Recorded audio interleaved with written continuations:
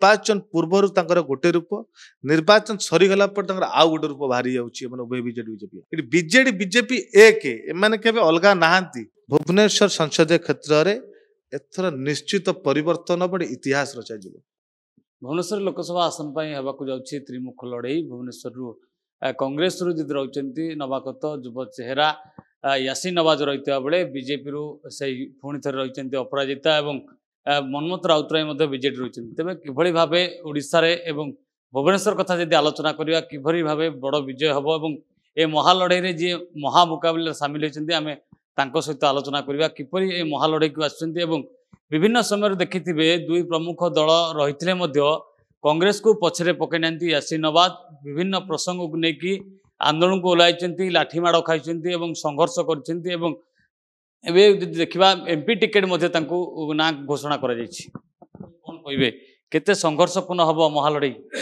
बहुत बहुत धन्यवाद। निश्चित जदि लड़ई मैदान को ओह्लैचु निश्चित जे पर्यंत आमर विजय है से लड़ई लड़ाई विजय है लड़ाई कारण ये जो लड़ईटा यहाँ कौन दलर नुहे ये साधारण जनता लड़ई यहाँ कारण आम देखुचु विभिन्न प्रकार समस्या अच्छी एटा राजधानी भुवनेश्वर मेरुदंड किंतु एठाकार बासिंदा भुवनेश्वर हो खोर्धा बासिंदा हो जो सातरा निर्वाचन मंडली हो आज जाए जो कांग्रेस समय जो विकास होता से भाई विकास आउ नहीं केवल कांग्रेस योजना को लेकिन मिछ अपप्रचार करिकी भय टंका कलाधन बल जो निर्वाचन जितिया बारंबार जितिया आगे आसुँच परिवर्तन करने दरकार कारण एमाने निर्वाचन पूर्व गोटे रूप निर्वाचन सरीगला आउ गोटे रूप बाहरी जाऊँगी बीजेडी बीजेपी आठी कौन कि बीजेडी बीजेपी एक एम के अलग नहांती केवल लोक मान भुआ बुलाइपे ड्रामा करके अलग आसुँच आम सब विरोधी दल जो दायित्व साधारण लोक मैंने आम दायित्व को आम सुचारू रूप से करूँ साधारण लोक मान समस्या राजा रास्तार लड़ई करूँ एवं छात्र मानकर हक अधिकार पे युवक मानकर नियुक्ति पाई चाषी मानकर हक पे दलित पछुआ वर्ग सब सुविधा पाई हक पे सदासर्वदा आम लड़ई करूँ कि दुर्नीति भ्रष्टाचार को रोक लगा जाई परिबो अन्याय जो भाया बढ़ी अन्याय को नियंत्रण कर महिला मान सुरक्षा पाई बारंबार मंत्री को घर हो नवीन निवास हो विधानसभा हो केंद्र सरकार कौन नेता आसे बारंबार प्रतिवाद करके आंदोलन कर सचेतन कर चेष्टा करूँ जहाँ दायित्व आमको देते साधारण लोक से दायित्व आम करें आसी लोक मान रिवार्ड देवा समय से आम प्रत्येक घर को जाऊँ बस्ती बासिंदा पाक जाऊँ इंटेलेक्चुअल लोक मान जाऊँ सचेतन बुझे चेष्टा करूँ कि परिवर्तन न कले विकास हम ना और निहाती परिवर्तन आवश्यक कारण परिवर्तन न कले एम जो संख्या गरिष्ठता जो गर्व अहंकार हो जाए गर्व अहंकार भांग ना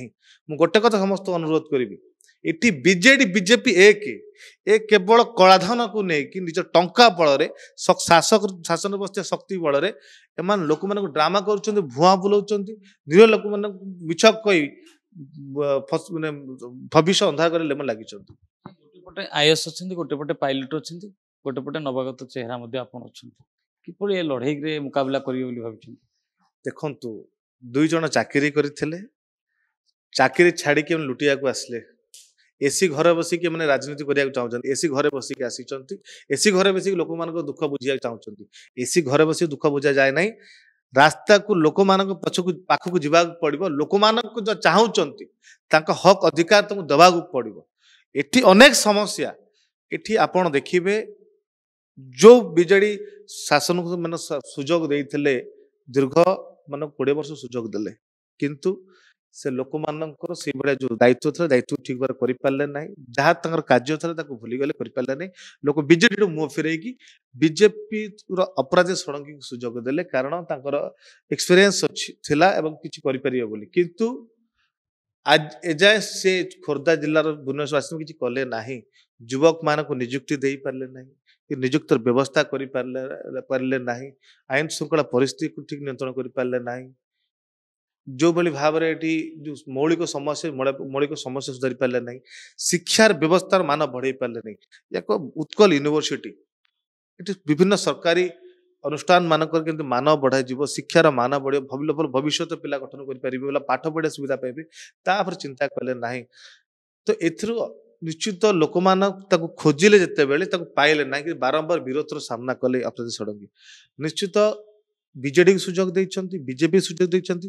ମୁଁ ସମସ୍ତଙ୍କୁ ଆପଣମାନଙ୍କୁ ମଧ୍ୟ ଅନୁରୋଧ କରିବି କଂଗ୍ରେସକୁ ସୁଯୋଗ ଥରେ ଦିଅନ୍ତୁ, ସମସ୍ତ ସୁଯୋଗ କଂଗ୍ରେସ ସୁଯୋଗ ଦିଅନ୍ତୁ। କାରଣ ଏଠି ଯଦି କିଏ ବିକାଶ କରିଛି କଂଗ୍ରେସ ସମୟରେ ହେଇଛି। ଭଲ ପାଇବା ଅଛି, ଆଶା ଅଛି। ସମସ୍ତେ ମୋର ଯୋଉ କାର୍ଯ୍ୟ କରିଛି ଦୀର୍ଘ ଦିନ ହେଲା, ମୋର ଯୋଉ ଲଢ଼େଇ ଲଢ଼ିଛି ଲୋକମାନଙ୍କ ପାଇଁ, ମତେ ପ୍ରଶଂସା କରିଛନ୍ତି, ଆଶୀର୍ବାଦ ଦେଇଛନ୍ତି। ନିଶ୍ଚିତ ମୋ ଉପରେ ଗୋଟେ ଭରସା କରିଛନ୍ତି କି ନାଇଁ ଆମେ ଏଥର ପରିବର୍ତ୍ତନ କରିବା। କାରଣ ବହୁତ ଦିନ ହେଲା ଆମେ ସମସ୍ତଙ୍କୁ ସୁଯୋଗ ଦେଇଛୁ, ପରିବର୍ତ୍ତନ ନିଶ୍ଚିତ ହେବା ଦରକାର। ମତେ ଆଶୀର୍ବାଦ ଦେଇଛୁ କି କହିଛନ୍ତି ସବୁବେଳେ କାମ କରିବାକୁ। ମୁଁ ଜିମ୍ରେ ଯାଇଥିଲି ମୋ ଯୁବକ ବନ୍ଧୁମାନଙ୍କ ସହିତ, ସେଠି ଭଲ ପାଇବା ସମସ୍ତଙ୍କୁ ନେଇକି ଆସିଛି। ତାଙ୍କର ସାଥୀ, ତାଙ୍କର ସାଥ, ତାଙ୍କ ଶକ୍ତି ମତେ ମିଳିଛି। ନିଶ୍ଚିତ ସେମାନେ ମତେ ଭରସା ଦେଇଛନ୍ତି। ପ୍ରତ୍ୟେକ ବସ୍ତି ବାସିନ୍ଦାଙ୍କ ପାଖକୁ ଯାଉଛି, ତାଙ୍କର ଯୋଉ ସମସ୍ୟା ଅଛି, ତାଙ୍କୁ ଯୋଉ ଭଳି ମିଛ କଥା କହିକି ଭୁଆଁ ବୁଲା ଯାଉଛି ତା ଉପରେ ଆଲୋଚନା କରିଛି। କାଲି ମୁଁ ଯାଇଥିଲି ସୂର୍ଯ୍ୟନଗର ବସ୍ତି ଯାଇଥିଲୁ ଆମେ ୟୁନିଟ୍ 6, ଡୁମଡୁମା ଯଦୁପୁର ଅଞ୍ଚଳ ଯାଇଛୁ, ବାଲିପାଟଣା ହେଇଛି, ସବୁ ଜାଗାରେ ବୁଲିକି ଆମେ ଆଶୀର୍ବାଦ କାମନା କରୁଛୁ, ଲୋକମାନଙ୍କୁ ସଚେତନ କରାଉଛୁ। ନିଶ୍ଚିତ ମୁଁ ଅନୁଭବ କରୁଛି ଲୋକମାନେ ସଚେତନ ହେଇଯାଇଛନ୍ତି। କାରଣ ଲୋକମାନଙ୍କ ଯୋଉ ରାଗ ରୁଷା ଅଛି, ଯୋଉ ବିଜେଡି ବିଜେପି ଏକ ଏମାନେ ଯୋଉ ବାହାରେ ଡ୍ରାମା କରୁଛନ୍ତି, ଏ ସମସ୍ତଙ୍କୁ ଜାଣି ସାରିଲେଣି କେବଳ କଂଗ୍ରେସ ହିଁ ବିକଳ୍ପ ବୋଲି ସମସ୍ତେ ଅନୁଭବ କରୁଛନ୍ତି। ନିଶ୍ଚିତ ଆପଣ ଦେଖିବେ ଭୁବନେଶ୍ୱର ସଂସଦୀୟ କ୍ଷେତ୍ରରେ ଏଥର ନିଶ୍ଚିତ ପରିବର୍ତ୍ତନ ବଡ ଇତିହାସ ରଚାଯିବ। ପ୍ରଶ୍ନ ରହିବ, କୋଉ ମୁର୍ଦ୍ଦା ନେଇକି ଆପଣ ଲୋକଙ୍କ ପାଖକୁ ଯାଉଛନ୍ତି? ଦେଖନ୍ତୁ ସବୁଠୁ ବଡ ମୁଦ୍ଦା ହଉଛି ବେରୋଜଗାର ଏବଂ ଶିକ୍ଷାର ବ୍ୟବସ୍ଥା। କାରଣ ମୁଁ ଦୀର୍ଘ ଦିନ ହେଲା ଯୋଉ ଲଢେଇଟା ଆମେ ଲଢୁଛୁ, ଏଠି ଶିକ୍ଷାକୁ କିଛି ଶାସନ ଗାଦି ବସିବା ପାଇଁ, ସରକାର ବସିବା ପାଇଁ ଏମାନେ ଛାତ୍ରଛାତ୍ରୀଙ୍କ ଭବିଷ୍ୟତକୁ ଅନ୍ଧକାର କରିଦେଇଛନ୍ତି। ଯୁବକ ମାନଙ୍କୁ ବାରମ୍ବାର ମାନେ ପଚି ଦଉଛନ୍ତି ବର୍ଷକୁ 2 ଲକ୍ଷ ନିଯୁକ୍ତି ଦେବି। ଆପଣ କୁହନ୍ତୁ ମାନେ 25 ବର୍ଷ ଭିତରେ କେତେ ଜଣ ଯୁବକ ନିଯୁକ୍ତି ଦେଇଛନ୍ତି? ଖୋର୍ଦ୍ଧା ଜିଲ୍ଲାରେ କେତେ ଜଣ ଯୁବକ ନିଯୁକ୍ତି ଦେଇଛନ୍ତି? ଯାହା ନିଯୁକ୍ତି ଆପଣ ଦେଖିବେ ସେ କଂଗ୍ରେସ ସମୟରେ ହେଇଥିଲା। ଯାହା ଶିଳ୍ପ ସଂସ୍ଥା ହଉ, ଶିଳ୍ପ ଅନୁଷ୍ଠାନ ହଉ, ସବୁ କଂଗ୍ରେସ ସମୟରେ କରିଥିଲେ ନିଯୁକ୍ତି ପାଇଁ। କିନ୍ତୁ ଆଜି ବି ସରକାରୀ ପଦ ଖାଲି ପଡିଛି, ସରକାରୀ ପଦ ମାନେ ପୂରଣ କରିପାରୁନାହାନ୍ତି।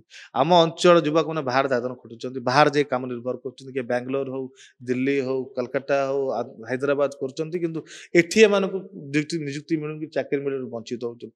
ଶିକ୍ଷାର ବ୍ୟବସ୍ଥା, ପ୍ରାଇଭେଟାଇଜେସନ ଯୋଉ ଶିକ୍ଷାର କରାଯାଉଛି, ଆମର ଦାବି ରହିବ, ପ୍ରଥମେ ମୁଖ୍ୟ ଲକ୍ଷ୍ୟ ରହିବ କେମିତି ଗରିବ ମଧ୍ୟବିତ୍ତ ପରିବାର ମାନେ ଭଲ ଶିକ୍ଷା ପାଇପାରିବେ, ନିଜ ଭବିଷ୍ୟତ ଗଠନ କରିପାରିବେ।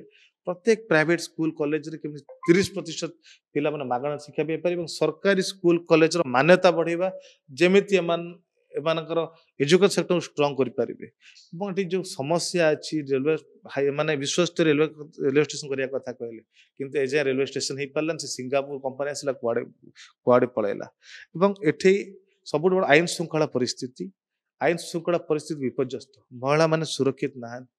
ଏଜୁକେଟ ଲୋକମାନେ ଯୋଉମାନେ ଯୋଉ ସୋସାଇଟିରେ ରହୁଛନ୍ତି, ସେମାନଙ୍କର ଘରେ ଏମିତି ଚୋରି, ରାହାଜାନୀ, ଗୁଣ୍ଡାର୍ଜ ବଢିଛି। ସମସ୍ତ ଅସୁରକ୍ଷିତ ଅନୁଭବ କରୁଛନ୍ତି, ତା ଉପରେ ଗୁରୁତ୍ୱ ଦିଆଯିବ। ବିଭିନ୍ନ ମୌଳିକ ସମସ୍ୟା ଅଛି, ଯୋଉଟା କଂଗ୍ରେସର ଯୋଉ ଗ୍ୟାରେଣ୍ଟି କାର୍ଡ ଅଛି, ଗ୍ୟାରେଣ୍ଟି କାର୍ଡ ରାହୁଲ ଗାନ୍ଧୀ ଯୋଉ 5 ନ୍ୟାୟ ଯାତ୍ରା, ତାକୁ ନେଇ ଲୋକମାନଙ୍କ ପାଖକୁ ଯିବୁ। କଂଗ୍ରେସର ଗ୍ୟାରେଣ୍ଟି କାର୍ଡ ଅଛି, ତାକୁ ନେଇକି ଯିବୁ।